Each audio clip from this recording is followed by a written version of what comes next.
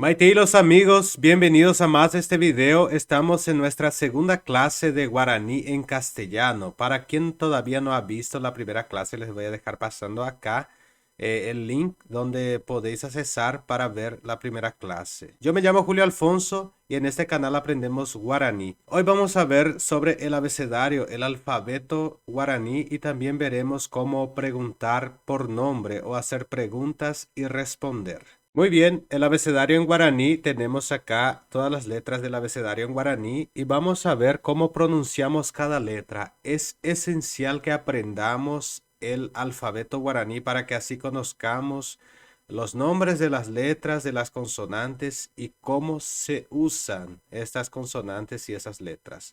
En guaraní tenemos 6 vocales que son orales y 6 vocales nasales. Vamos a ver entonces. Empezamos por a,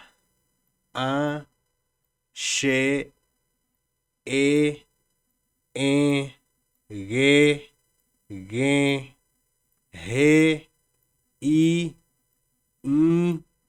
ye, que, le, me, be, ne, de, nge, te, ñe, o,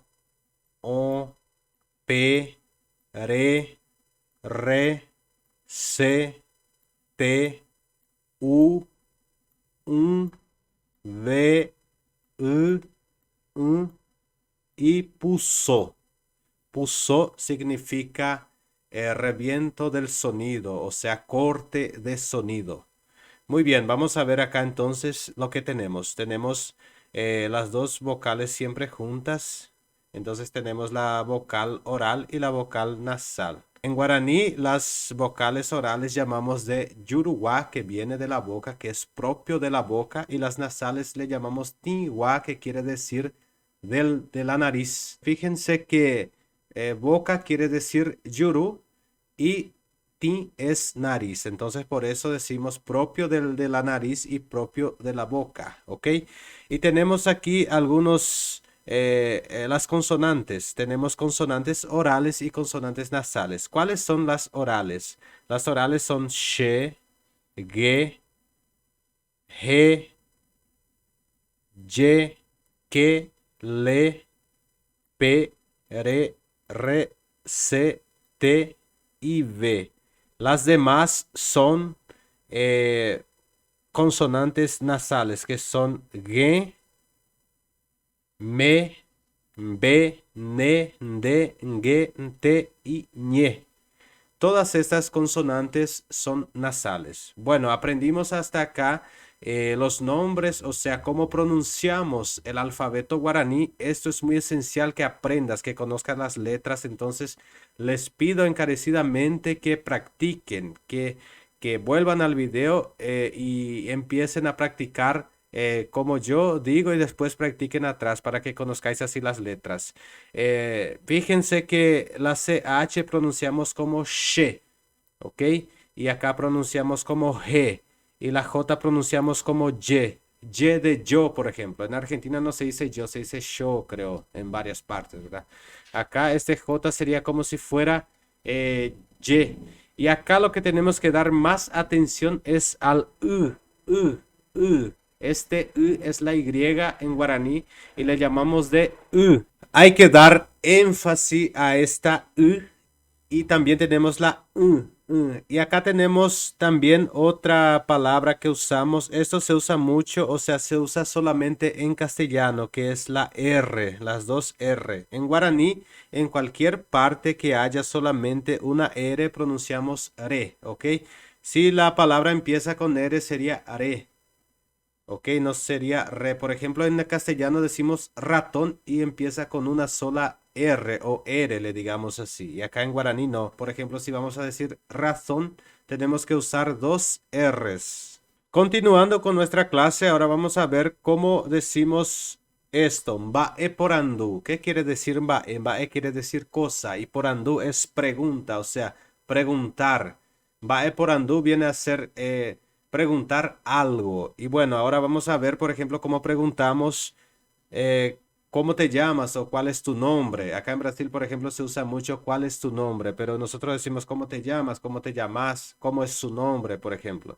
Entonces, para esto en guaraní le vamos a decir Baeixapa, Baeixapa. Este pa es una partícula interrogativa. Al en vez de colocar aquí, por ejemplo, el signo de interrogación, usamos la partícula pa para decir que esta palabra es interrogativa o que esta frase es interrogativa. Entonces acá tenemos Baeisha Panderera significa cómo te llamas o cómo es tu nombre o cómo te llamas o cuál es tu nombre.